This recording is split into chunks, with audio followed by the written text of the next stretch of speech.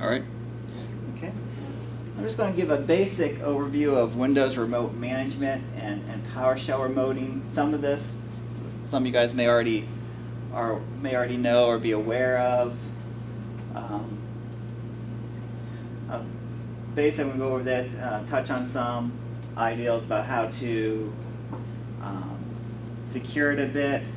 No mind-blowing stuff here. What really got me interested in it was several months ago. I was evaluating PowerShell Remoting and was very disappointed in the amount of information that was out there. Basically, almost every article or book I read about PowerShell Remoting just mentioned basically it's the best thing since sliced bread. Just type in enable PS Remoting and have at it. And that was about it.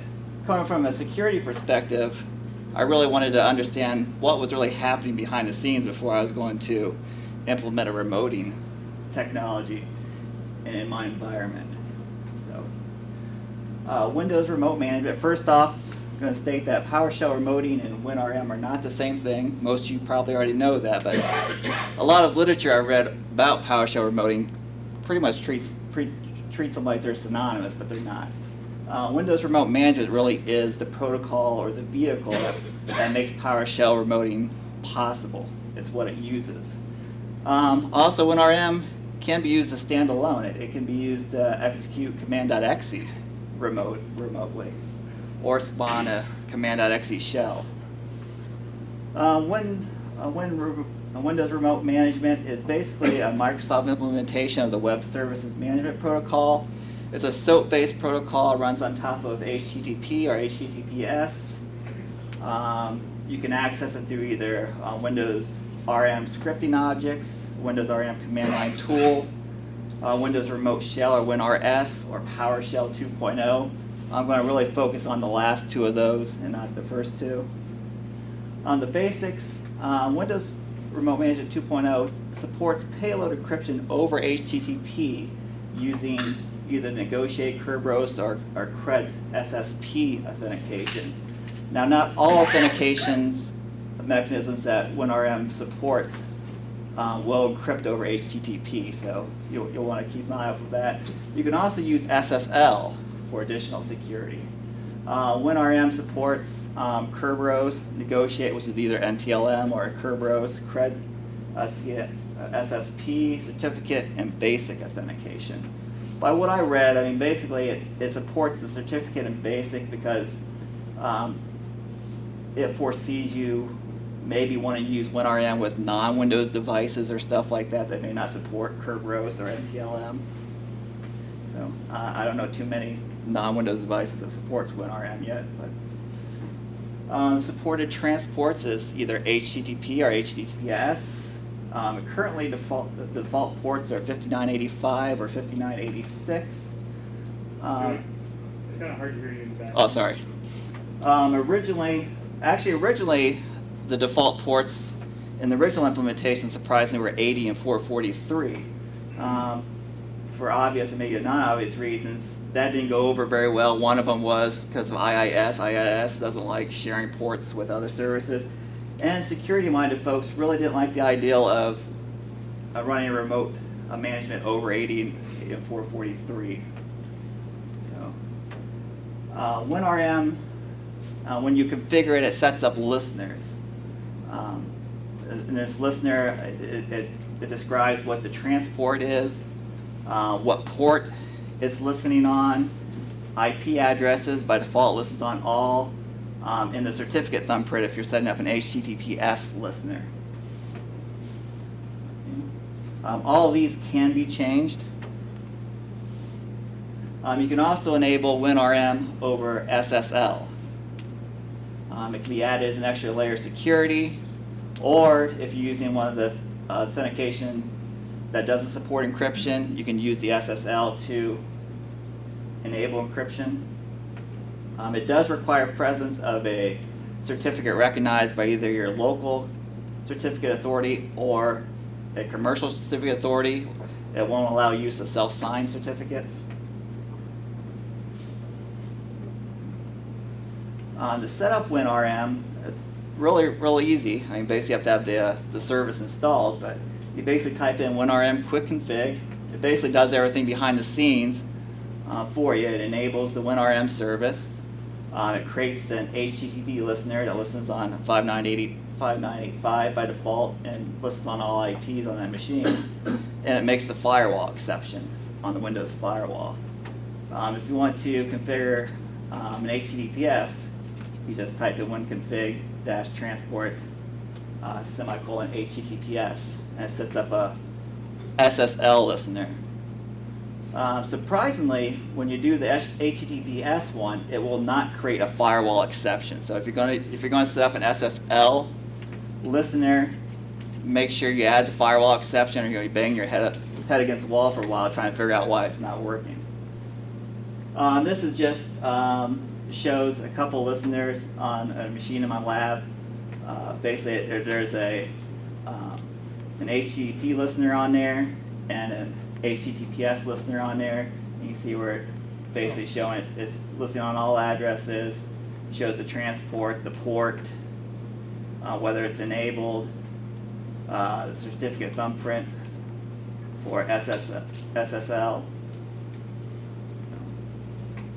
To view WinRM settings, there's a series of WinRM get commands. If you want to see all the WinRM commands, just type in WinRM / You can see all the supported commands. For the get commands, this example is just showing of the basic service. You can see in here where it's showing the different authentications that are enabled on there, the default ports. You also notice that some of them say they're sourced from GPO, that's group policy objects. We'll touch on that a little bit later. To change WinRM settings, use what's called WinRM set commands. So you can go in and change any of those defaults. You can change, if you want to change to listen on a different port number, you can do that. If you don't want it listening on all IPs, you may just want it to listen on a specific IP. You tell it that. One thing you want to be careful of is it kind of works kind of like a regular expression. It's going to match as much as it can. So if you have multiple listeners and you're fairly generic on there, and if it matches more than one listener, it'll change more than one listener. So this is a WinRS example. This is basically using Windows Remote Shell to spawn a command.exe on a remote machine. WinRS primarily supports two methods. One is you can just shoot over individual command.exe commands to a remote machine, or you could spawn a command.exe shell. In this example, it's spawning a shell on a remote machine. WinRM does have some group policy settings, so you can essentially lock down some of this stuff. I give a pass where they're at, and you can basically you configure some of the WinRM server settings and some of the WinRM client settings. You can configure like listeners, whether you're going to allow it to not use encryption, authentication. For example, if you want your clients not to use BASIC ever, you can configure that through group policy, telling it not even give that as an option. There's also a Windows Remote Shell settings. Interesting thing on this one is you can actually tell it, like you saw in that previous example where I spawned the shell, there's actually a setting in there to say, don't allow it to spawn a shell, just accept individual commands. There's a concept called trusted hosts in WinRM. And basically what that is this is what you would set up in a situation where you actually wanted to remote to a machine with WinRM that's outside of your domain. Basically, you don't have a domain controller that can actually authenticate that machine. So basically you have to set those machines, put those in trusted hosts. So, and basically what that's saying is don't try to authenticate that machine. Now that doesn't mean it's not using any type of authentication. It just means it's not trying to authenticate that machine. It'll still use whatever authentication you have set up. For example, of course, not Kerberos, it's outside the domain. But for example, like another Windows machine, it'll probably use NTLM. Just a few tips for locking down WinRM. First thing, don't allow users to run with local administrator permissions. I know in some environments that's easier said than done due to technical reasons or political reasons that may not be possible, but basically if someone doesn't have local administrator privileges, they can enable or modify WinRM. If they do, they can enable and modify it on their own machine. Centrally configure and enforce as much as possible through the group policy settings. You can configure the Windows firewall to allow only IP addresses of approved machines to access the WinRM ports. For example, if you know you only want to allow X, Y, and Z machines to access these group of machines, configure the Windows firewall to only allow those machines to access the WinRM ports. You can modify the settings directly. Like I said, if you want to practice a little bit of security via obscurity, you can change the default ports if you wanted to. Like we already discussed, you can enable the SSL listener. And if you're using Vista or higher, if you want to, you can use IPsec. PowerShell remoting. I'm assuming everyone here has heard of PowerShell. Yeah, I mean, basically PowerShell is a relatively new Microsoft scripting and shell environment. It's been around for a few years. It's based on it's built on top of the .NET framework. If you haven't done a lot with it and you administer Windows machines, I'd really encourage you to learn it. It's really powerful scripting environment. It's completely object-based. I haven't seen too many scripting environments where you can take an object, pipe the object through, and it comes through on the other end of the pipe. Still, it is an intact object. It's pretty impressive stuff. For PowerShell, in PowerShell 1, it did have some single commands that supported built-in remoting. It's basically any commands that took the computer name parameter, such as an example would be clear event log. That allowed you to put in a computer name, and you could actually clear event logs on a remote machine. There's not too many of those, but there are some of those in there.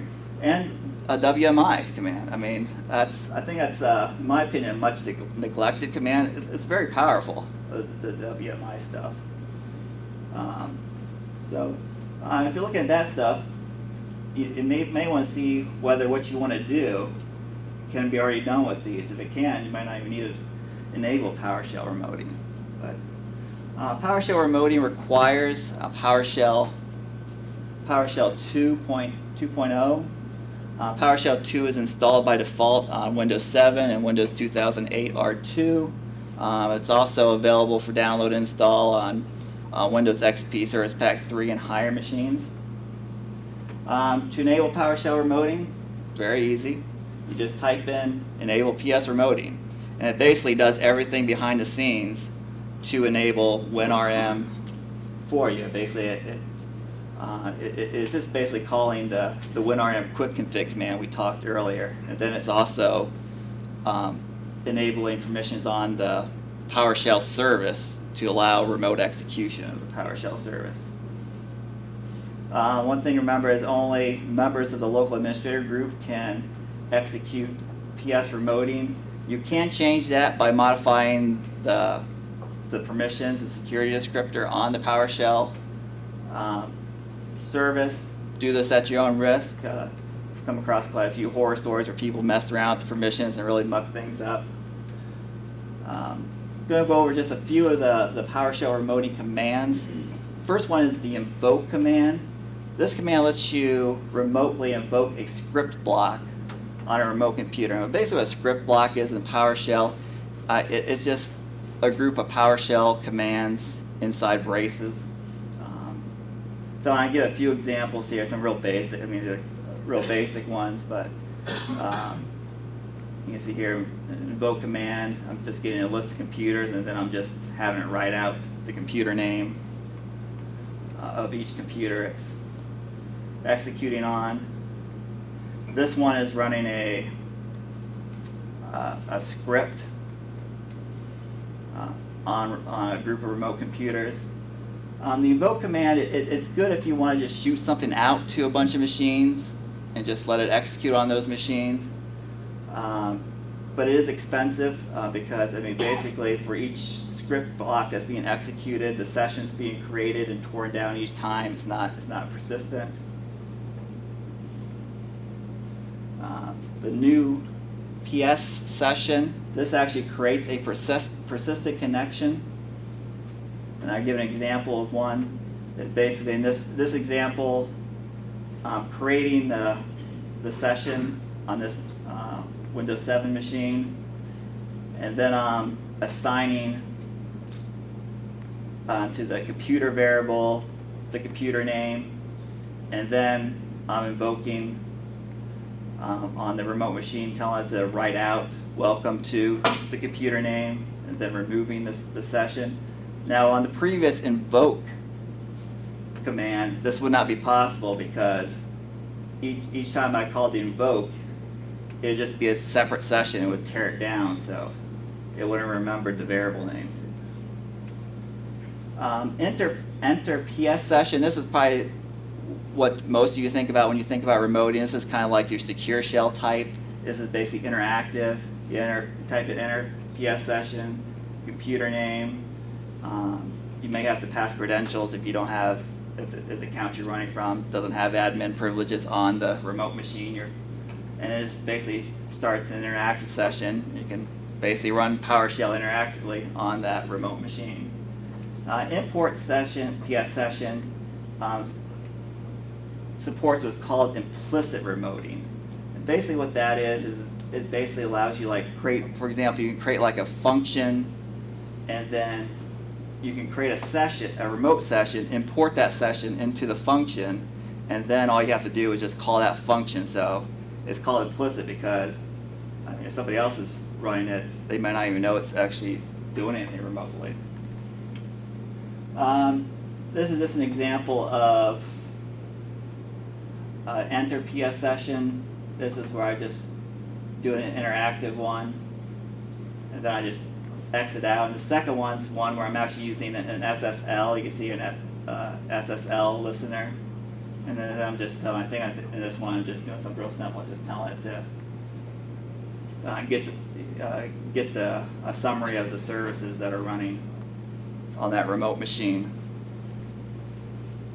You access remote settings through the WinRMandPowerShell drive. In PowerShell has these things they call PS drives, and it's basically containers for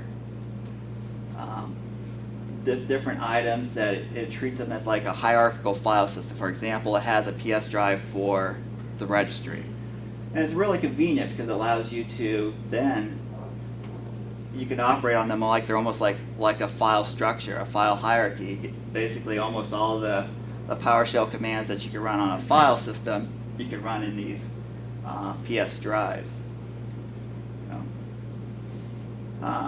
PowerShell, the footprints, the leave any footprints. Yeah, I mean, it's basic footprints. I mean, basically you are logging into a machine remotely.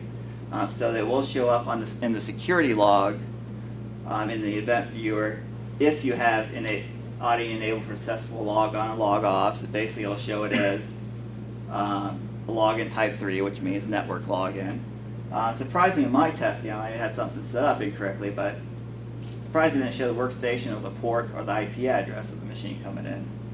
And does not seem to be anything to indicate that this particular login was over WinRM. Disabling PowerShell. Well, disable PowerShell remoting in WinRM. Well, Microsoft makes it real easy to set up WinRM. It doesn't make it so easy to get out of WinRM. You would think, since you type in enable PS remoting to get in, that if you just type disable PS remoting, it would just undo everything enabled PS remoting does, but it doesn't. Basically, you see here where I ran it, and then just giving a whole set of things, basically saying you're going to have to manually remove WinRM if you really want to get WinRM out of there. What disable PS remoting does do, it does disable PS remoting by changing the permissions on the PowerShell service so you can't remotely execute it, but it doesn't tear down anything about the WinRM. WinRM's kind of like the Hotel California. You can check out anytime you like, but you may never leave. And here's an example. I mean, this is right after I disabled PS remoting. You can see here, when I try to use PS remoting, it won't work. But down here, if I use WinRS, it still works because it didn't disable WinRM. It just disabled PS remoting, which this could be interesting because you could have somebody who doesn't know anything really about WinRM. They just read in some book about PowerShell remoting, how to enable it, and they may decide later on, well, I want to disable it. They disable it. They just ignore those warning messages. They try to use PowerShell remoting and say, well, can't get in. It must have disabled everything. But you can see down here, it didn't disable WinRM. Basically, to disable WinRM, you're going to have to delete the listeners, manually disable the WinRM service, and manually close the firewall ports. These next few slides, I'm just going to go over some of the security stuff that's built into PowerShell. PowerShell supports what's called execution policies. By default, it uses a restricted policy, which means it won't run any scripts until you enable an execution policy. There's a remote sign policy. A remote sign just means it'll run local scripts without any trouble, but it won't run scripts you download from the internet. And basically how it recognizes a script you download from the internet, it takes it in the alternative data stream, and basically you could change that alternative data stream if you want. Now this is the most used one, is the remote sign one. I suppose if you want to be a little facetious, and if you had access to somebody else's PowerShell codes, you could change the alternate data stream to make it look like it was downloaded, and they'd probably be banging their head against the wall for a while trying to figure out why it won't work. All signed, it means it won't run unless it's properly signed. Unrestricted means it'll run regardless. Josh and Dave did a presentation at Black Hat where they went over how to circumvent PowerShell execution policies. And I think the gist of it was, and correct me if I'm wrong, Josh, is basically if you own the account, it's basically the execution policy is basically irrelevant at that point, because you can basically change the execution policy, and even if you have it all signed, you could change it to something else, or if you own that account, you can basically sign it. You can sign it if you wanted to. You can mitigate that a bit through group policy. I mean, you can define execution settings through group policy to, in that way that the user can't change their execution policy. For example, if you had a group of users you didn't want to execute any PowerShell scripts, you could set them in group policy as restricted. Yeah, but you still have the ability to run PowerShell now. You do. You can still, I think, Correct. run script blocks still Yes. from just running it from command line. Yeah, I mean, you still interactively use PowerShell. Yeah, which is how we did a lot of the hacks that we showed off. Another thing to keep in mind of is profile files. Basically what these are files that are executed whenever you start PowerShell. They're mostly used for things like you setting up aliases and stuff in PowerShell. You have to be a little concerned about them from a security perspective, because basically what these profile files are, they are PowerShell scripts that are running, and they're running with under the permission of the user who's executing the PowerShell.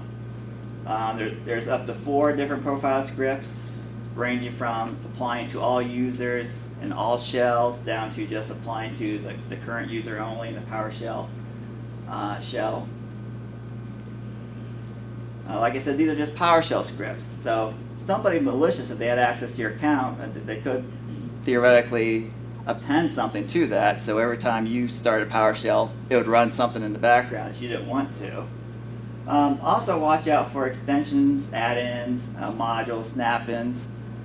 Basically, make sure you get them from a reputable source, because if you don't know exactly what you're running. And also, a lot of third-party add-ins will modify profiles. So if you install an add-in or a snap-in or a module, you might want to go back and look at the profiles to see what they actually added in there. Proof of concept. This is basically something fun. Basically, I put in the computer profile and user profile. Basically, what I'm doing here is I'm telling it to, on the error preference, silently continue, which means if it runs into an error, it's not going to tell you anything.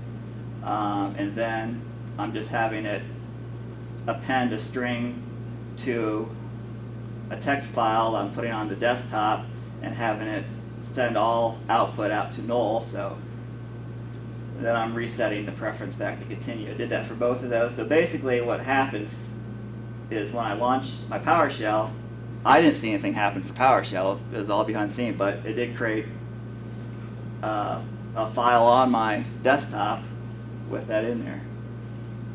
And as a warning, if you do this, it shouldn't hurt anything, but make sure you change your error preference back to continue, because if you don't, it's not going to warn you about any errors. These are just recommended PowerShell resources. I've read and looked at a lot of PowerShell books, and in my opinion, these three are by far the best out there. So if you're interested in learning PowerShell, I'd recommend these three. If you do look these up, make sure you get the second editions, because there are first editions to all these books that cover PowerShell 1. And that's it. Are there any questions?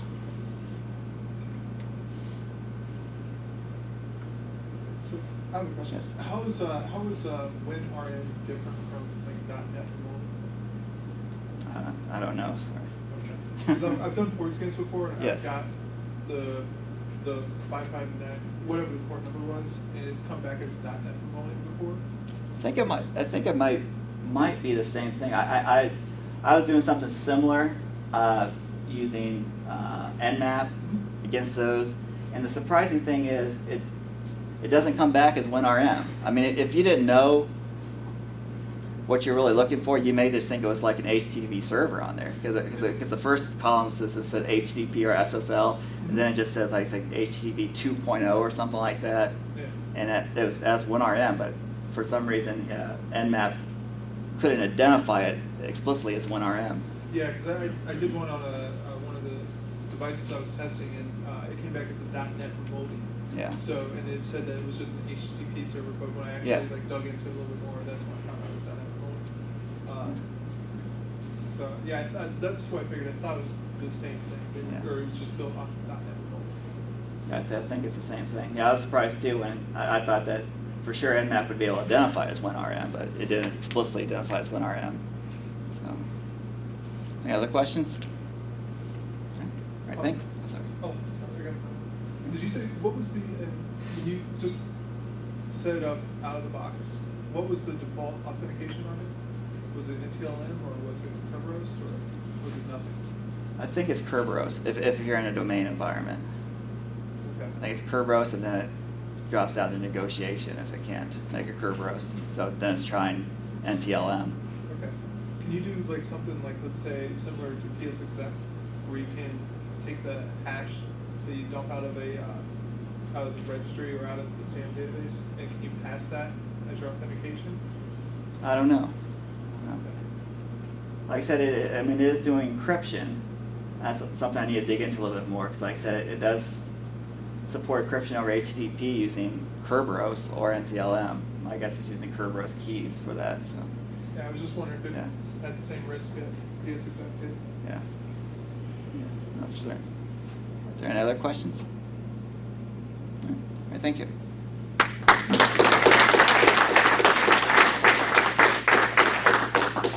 We'll go ahead and take a quick 10-minute break now. And